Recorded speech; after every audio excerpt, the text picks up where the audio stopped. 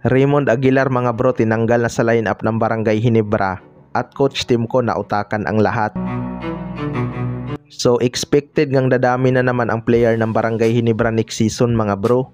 May inalis nga sila sa kanilang lineup last season na pwedeng magbalik tulad ni Paul Garcia. Marami talagang nasayangan sa player na to dahil mataas nga ang potensyal nito. Ini-improve na din ni Paul Garcia ang kanyang shooting sa 3 points area mga bro. Kaya maraming umaasa na sana ibalik na siya ni Coach Timcon sa kanilang lineup. Pero ayon nga sa source mga bro ay baka tanggalin na din sa lineup si Raymond Aguilar para may slot sa kanilang ibang player at gagawin nilang practice player si Raymond Aguilar. Well, para sa akin mga bro, isa nga itong si Raymond Aguilar sa mga crowd favorite dahil sa kanyang sakripisyo. Kahit hindi ito masyadong nabibigyan ng playing time ni Coach Timcon, hindi nga ito nagre-reklamo pero all out pa rin ang pinapakitang energy kapag nabibigyan ng chance. Malaking bagay din talaga tong si Raymond Aguilar kapag kailangan ni Coach Timcon ng rest back kay Japit Aguilar. Laging ang handa itong si Raymond Aguilar.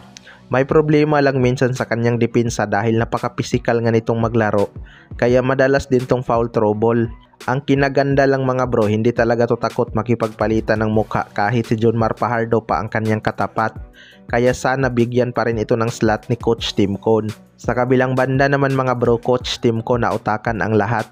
Marami ngang nagulat noong mga nakaraang araw mga bro kung saan spotted si Greg Slaughter at Dal Panopio sa team practice ng Barangay Ginebra. Aminado nga itong si Coach Timcon na kinoconsider niya itong si Dal Panopio sa kanilang mga pipiliin sa rookie draft. Marami ngang nagtataka kung bakit nasa team practice na ng Barangay Ginebra itong si Dal Panopio mga bro, kahit malaki ang chance na hindi na ito aabot sa kanilang draft order.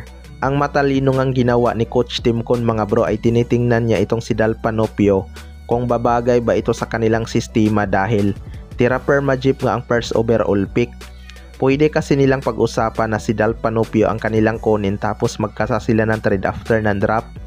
Nangyari na kasi yan sa pagitan ni Jeremiah Gray at Javi Gomez de Llano mga bro. Marami ngang naging total sa trade na yun pero I think naging patas lang talaga yun dahil pareho nga nilang hindi napakinabangan ang dalawang player sa bandang huli. Kaya hindi rin malabong mauulit na naman yan ngayong season. Hindi naman nabago sa atin na tinitrade talaga ng tira perma jeep ang kanilang mga first pick. Lalo na ngayon na si Ronald Tubid na ang bagong coach ng tira perma jeep.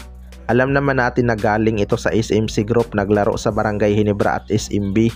Kaya mapapaisip ka rin talaga na pwedeng matrade sa Barangay Ginebra ang kanilang magiging first overall pick. Napaka-shooter kasi nitong si Dal Panopio kaya na-impress si Coach Timcon. Kayo mga bro, ano masasabi nyo tungkol dito?